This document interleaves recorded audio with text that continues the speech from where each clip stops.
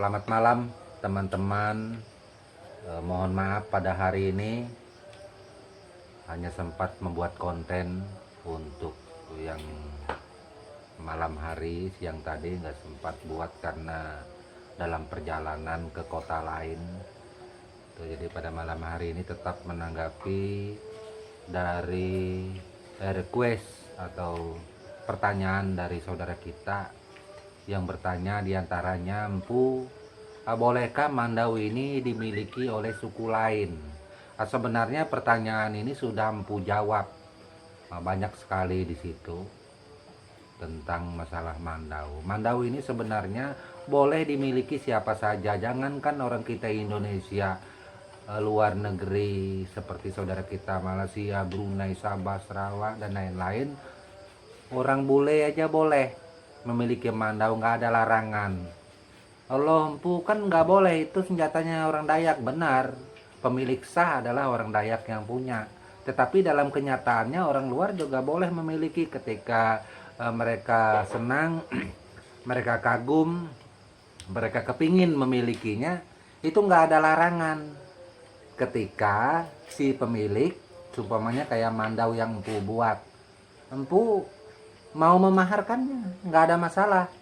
Itu kembali kepada pribadi masing-masing, kembali kepada antara si pembuat Mandau ini tadi. Nah, itu yang menjadi patokan.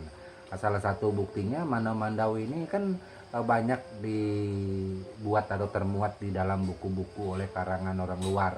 Nah, ini salah satu bukti bahwa Mandau memang boleh dimiliki oleh orang luar. Dan pada saat ini juga Mandau kan banyak juga yang ada di museum-museum. Selain itu, Mandau juga banyak diperjualbelikan atau diperdagangkan di pasar-pasar souvenir, pasar-pasar cenderamata yang ada hampir seluruh pulau Kalimantan, termasuk kita Samarinda, Kalimantan Selatan, bahkan kita di Kalteng juga, di Banjar, terus saudara kita yang ada di Malaysia juga, yang seperti yang berada di Kuching. Nah, itu juga memperdagangkan barang-barang Mandau yang ada ini. Nah, jadi buat saudaraku yang bertanya ini, jangan takut. Nah, itu Mandau boleh dimiliki oleh siapa saja. Sumpamanya katanya Mandau tidak boleh dimiliki oleh oleh orang lain, mungkin Mandaunya dianya. Nah, itu dia tidak kepingin melepasnya. Tetapi bagi saudara kita yang kepingin melepasnya Mandau ini, nggak ada masalah. Nah, itu mungkin bisa dipahami oleh saudaraku semua tentang masalah Mandau. Nah, terus ke hal lainnya lagi, ada saudara kita yang bertanya, bagaimana cara Empu mengasah Mandau yang baik? Nah, mengasah bilah Mandau yang baik. Mengasah bilah Mandau yang baik itu tentunya itu kita mengasahnya memakai batu asahan. Batu asahan ini kalau kita orang dulu itu kan batu asahan sungai atau batu sebutan lainnya orang bilang batu gunung, padahal itu kan banyak di sungai-sungai yang bagus, biasanya berwarna itu agak ke biru-biruan, seperti itulah warnanya. Nah, terus kalau sumpamanya kita di luar daerah Kalimantan, saya rasa di Pulau Jawa banyak sungai-sungai seperti ini yang mengandung batu-batu. Biasanya sungai yang mengandung batu-batu ini pasti diantaranya itu bisa dipakai untuk mengasah bilah Mandau, bilah parang, golok, serta lainnya. Itu sangat bagus. Bahkan batu asah ini melebihi daripada batu asahan yang diperjualbelikan atau diperdagangkan. Kalau memang tidak ada solusi lain, umpamanya kayak saudara kita yang tinggal di Surabaya atau kayak di Jakarta, di luar daerah lah, luar daerah Kalimantan, yang memang hidupnya di kota besar, ini mendapatkan batu asahan kan sangat sulit sekali, karena di sana susah mencari sungai yang seperti Empu sebutkan. Nah, ini bisa kita dapatkan dengan membeli di toko-toko bangunan yang ada. Nah, toko bangunan yang ada ini ada menjual batu asah produk atau batu asahan cetakan seperti batu asah diamond yang ada warna atasnya merah, terus ada yang kebiruan sebelah bagian bawahnya, ya biasanya dua warna seperti itu. Ada juga yang warna biru semuanya, dan itu bagus tergantung kita sukanya pemakaiannya seperti apa. Terus ada batu asa yang berwarna biru licin, itu untuk asahan terakhir. Terus ada yang berwarna agak ke merahan, seperti itu juga bagus. Biasanya kan sering dipakai untuk mengasah mata ketam, tetapi ini juga bagus untuk mengasah bilah mandau yang ada, seperti itu.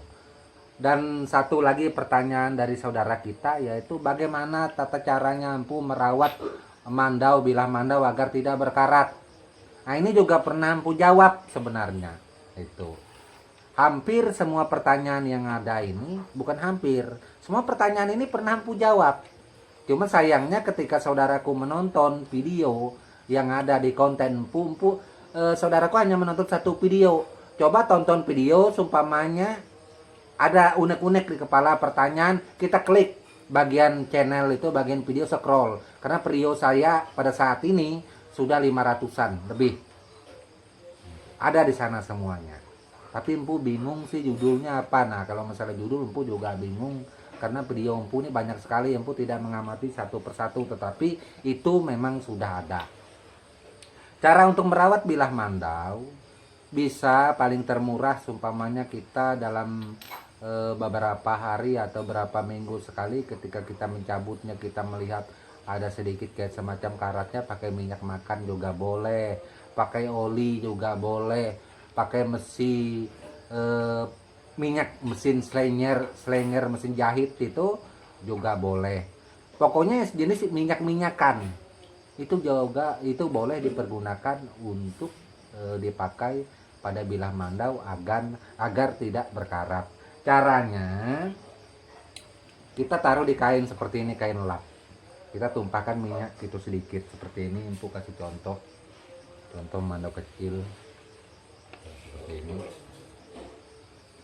Kita tumpahkan minyak tadi di sini. Nah, di sini. Ketika ada minyak, ini kita taruh begini. Teman-teman bisa melihat, nah ditarik seperti ini sampai rata. Nah, ini juga di matanya juga kita seperti ini, jangan dikenakan kainnya seperti ini, agak jauh sedikit. Nah, seperti ini sampai merata semuanya. Nah, itu. Maka ini akan bersih kembali, tidak mengandung karat. Barulah bilah mandau tadi bisa dimasukkan ke sarung mandau. Tetapi kalau bilah tersebut sudah terlanjur berkarat, ya kan, mau tidak mau teman-teman atau saudaraku kan harus menghilangkan karatnya. Seperti apa menghilangkan karatnya? Kalau dia karatnya di daerah sini, mau tidak mau itu harus diasah lagi ke batu asah. Bagaimana contohnya Empu? Sudah ada videonya. Bahkan tata cara mengasah mandau ini kalau tidak salah di dalam konten Empu ada sekitar 3 video atau 4 video yang menerangkan atau menjelaskan tata cara mengasah bilah mandau yang ada. Karena mengasah bilah mandau yang ada itu tidaklah sama dengan kita mengasah parang, dengan kita mengasah golok. Agak berbeda dia. Nah, makanya itu tutorial yang masalah itu sudah Empu buat agar bisa saudaraku melihat. Scroll saja videonya ada di sana. Gitu. Mudah-mudahan dengan menonton kontennya Empu yang ini, buat saudaraku yang penasaran, silakan mencari, silakan scroll, silakan cek video lainnya sebelum sumpamanya kepingin bertanya, cari dulu, siapa tahu ada di sana. Tapi untuk hal yang menyangkut masalah mandau ini, Empu sangat yakin sekali, hampir semua sudah Empu terangkan untuk yang masalah mandau ini, terutama masalah mandau kita dari suku Dayak Benua, mandau tempilan atau mandau rumpunnya. Meski saya menyebutkan benua, tetapi di situ juga ya Tunjung ya ada di situ juga, ya sumpamanya orang Teboyan, orang Bentian ya ada di situ juga. Nah, dia dalam satu rumpun yang sama. Terus ada saudara-saudara kita yang lainnya yang satu rumpun. Nah, ini ada juga saudara kita yang bertanya kembali tentang masalah hulu tungur. Empu hulu tungur itu apakah itu dimiliki oleh suku Dayak Benua saja? Apakah suku Dayak lain tidak ada mandau tipe jenis hulu tungur ini? Nah, ini tipe jenis hulu tungur saudaraku bisa melihat ini. Tuh. Ini belum selesai, baru sekitar 75%. Saya Empu Gelol tidak berani mengatakan saudara Dayak kita lain tidak ada, nggak berani. Itu.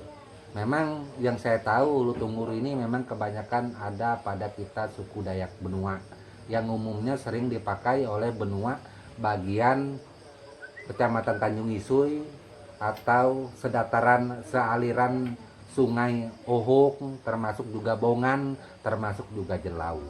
Nah, ini paling terbanyak memakai tipe jenis hulu mandau ini. Berarti hulu lain nggak ada, Empu? Ada juga gitu. Tapi hulu ini paling sering kita temui di daerah yang Empu sebutkan tadi, seperti itu. Oke, teman-teman, semua saudaraku, hanya itu yang dapat saya Buglol sampaikan pada siang hari ini.